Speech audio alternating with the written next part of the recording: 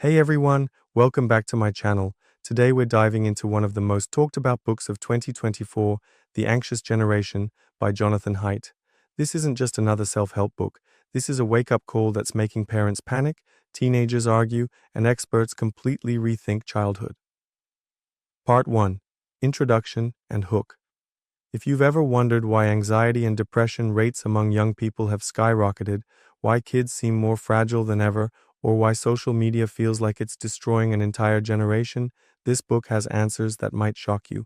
Haidt isn't just throwing around theories, he's a social psychologist who spent years researching what he calls the great rewiring of childhood. And trust me, by the end of this video, you'll never look at smartphones and social media the same way again. So grab your coffee, hit that subscribe button, and let's explore why an entire generation is struggling with anxiety like never before. This might be the most important book summary you'll watch this year. Part 2. The Great Rewiring begins. So what exactly is the Great Rewiring? Picture this. Around 2010, something fundamental changed in how children grow up. Haidt calls this the moment when childhood shifted from play-based to phone-based. Before 2010, kids spent most of their free time in the real world, playing outside, hanging out with friends face-to-face, being bored, getting into minor trouble, and learning to navigate social situations naturally. Their brains developed through real-world experiences and genuine human connections. But then smartphones became affordable, social media platforms launched, and high-speed internet reached every corner. Suddenly, childhood moved online. Instead of building tree houses, kids started building digital profiles. Instead of dealing with playground conflicts, they faced cyberbullying. Instead of learning patience through boredom, they got instant dopamine hits from likes and notifications. This wasn't a gradual change, it was rapid and complete. Haidt shows how this shift happened so fast that parents, schools, and society couldn't adapt. We essentially conducted a massive, uncontrolled experiment on children's developing brains. And the results? Well, that's where things get really concerning. Part 3. The Anxiety Epidemic Statistics. Let's talk numbers, because they're absolutely staggering. Between 2010 and 2015, hospital admissions for self-harm among young people increased by 167% for girls and 78% for boys. Anxiety and depression rates didn't just rise, they exploded. Here's what really gets you. These aren't small increases we're talking about. Depression rates among teenagers increased by over 50% in just 5 years. Suicide rates for young people aged 10-14 tripled. And here's the kicker, this happened across all demographics. Rich kids, poor kids, urban, rural, everyone was affected. But here's what makes Haidt's research so compelling. These dramatic increases perfectly correlate with smartphone adoption and social media usage. It's not a coincidence that the mental health crisis began right when kids started spending 7 to 9 hours a day on screens. The most heartbreaking part? Girls were hit even harder than boys. Haidt explains why social media platforms like Instagram and TikTok create particularly toxic environments for developing female brains. The constant comparison, the pressure for perfection, the fear of missing out, it's like psychological warfare disguised as entertainment. Part 4. The 4 Foundational Harms. Haidt identifies 4 specific ways that phone-based childhood harms developing minds. First is social deprivation. When kids spend most of their time online, they miss out on the messy, imperfect, but essential experience of face-to-face social learning. Think about it. Online interactions are edited, filtered, and curated. Kids never learn to read body language, handle awkward silences, or navigate real-time social dynamics. They're socially starving in the middle of digital abundance. Second is sleep deprivation. The blue light from screens disrupts natural sleep cycles, but it's worse than that. Social media creates what Haidt calls continuous partial attention. Kids literally can't turn off their brains because they're always waiting for the next notification. Third is attention fragmentation.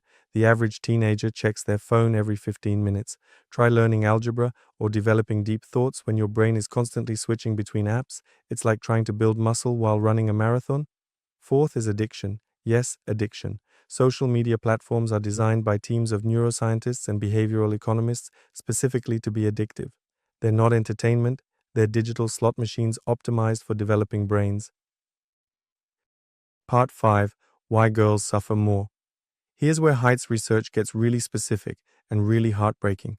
Girls' mental health crashed harder and faster than boys, and there's a clear reason why. Social media platforms amplify what psychologists call relational aggression, the kind of social manipulation that girls are already more vulnerable to. While boys might get into physical fights that end quickly, girls engage in complex social warfare that can last for months or years online. Instagram and TikTok create what Haidt calls compare and despair culture. Girls are constantly measuring themselves against impossible standards, filtered photos, curated lifestyles, and highlight reels that bear no resemblance to reality. It's like being trapped in a funhouse mirror that only shows your flaws. The platforms also enable something called social perfectionism, the exhausting pressure to maintain a perfect online image. Girls report spending hours crafting the perfect post, then obsessing over likes and comments. One bad post can feel like social death. But here's the most insidious part: social media promises connection while delivering isolation. Girls think they're being social when they're actually sitting alone in their rooms, getting dopamine hits from strangers' approval while missing out on real friendships. Part 6: The Overprotection Paradox. Now, here's where Haidt drops a bombshell that makes many parents uncomfortable. While we've given kids unlimited access to the digital world, we've simultaneously overprotected them in the physical world. Think about it. The same parents who won't let their 12-year-old walk to school alone will hand them a device with access to every corner of the internet. We've created what Haidt calls safetyism, the belief that physical safety is more important than psychological growth. Kids today have less independence than any generation in history. They can't walk to the store, can't solve their own problems, can't experience the small failures that build resilience, but they can watch violent content, encounter predators, and experience cyberbullying 24/7. This creates anxious, fragile young people who can't handle real-world challenges because they've never practiced handling small ones. They're simultaneously overexposed and underexposed. Too much digital risk, too little real-world experience. Haidt argues that children need what he calls anti-fragility, the ability to get stronger from stress and challenges, but our current approach creates the opposite: fragility disguised as safety. Part 7: The Collective Action Problem. Here's one of the most frustrating parts of this whole crisis. Individual parents feel helpless because this is a collective action problem. It's like trying to solve traffic by yourself. You need everyone to change together. Let's say you're a thoughtful parent who wants to limit your kid's screen time. Great idea, right? But if every other kid in class has unlimited access to social media, your child becomes socially isolated. They miss out on plans, inside jokes, and social connections that now happen primarily online. So most parents face an impossible choice: protect your child's mental health but sacrifice their social life, or give them devices to fit in but risk their psychological well-being. It's a lose-lose situation that individual families can't solve alone. This is why Haidt argues that schools, communities, and governments need to act together. Some countries are already doing this. France banned smartphones in schools, and several U.S. states are considering similar legislation. The good news? When schools implement phone-free policies, kids initially resist, but then report feeling happier, more connected, and less anxious. They rediscover conversation, creativity, and genuine human connection. The change can happen fast when it happens collectively. Part 8: Solutions that actually work. Okay, so we've covered the problem. Now let's talk solutions. Haidt doesn't just diagnose the crisis, he offers a practical roadmap that families and communities can actually implement. First, the 4 foundational reforms: no smartphones before high school, no social media before 16, phone-free schools, and more unsupervised play. These aren't extreme measures, they're a return to normal childhood development. For families, he suggests the delayed gratification approach. Instead of fighting daily battles over screen time, create clear milestones. You get a smartphone when you can walk to school alone, connects digital privileges with real-world independence. The phone-free school movement is gaining serious momentum. When students put phones in lockers during school hours, teachers report better attention, more creativity, and improved social interaction. Kids initially complain, but then admit they feel more present and less anxious. But here's the key insight: these solutions work best when implemented collectively. One family limiting screen time feels punitive. Entire communities doing it together feels normal and healthy. Haidt also emphasizes that this isn't about becoming anti-technology. It's about age-appropriate technology use that supports rather than undermines healthy development. Oh, Part 9: The Path Forward. The most hopeful part of Haidt's book is that the damage isn't permanent. Young brains are incredibly plastic, and positive changes can happen remarkably quickly when kids reconnect with real-world experiences. Schools that have gone phone-free report improvements in just weeks, better attention spans, more face-to-face conversation, increased creativity, and reduced anxiety. Kids who seemed addicted to their devices quickly adapt when the entire social environment changes. Haidt shares inspiring examples of communities that have successfully pushed back against phone-based childhood. Some schools have created phone-free zones where kids rediscover activities like reading, drawing, and actual conversation during breaks. The research shows that even small changes make a big difference.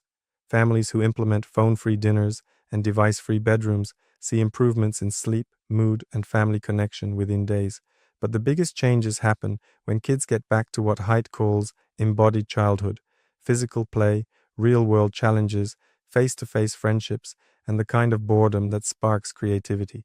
The goal isn't to return to some idealized past, but to combine the benefits of technology with the timeless needs of developing minds.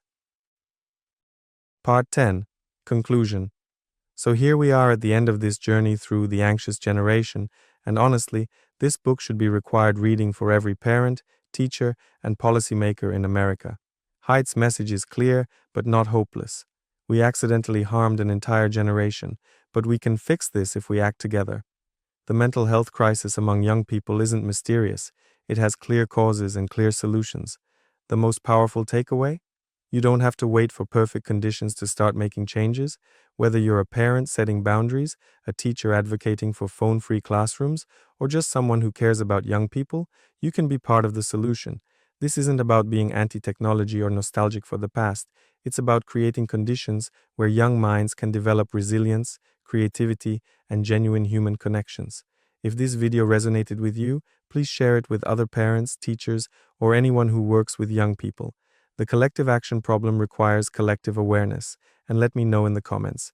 What changes have you noticed in young people around you? What solutions do you think would work in your community?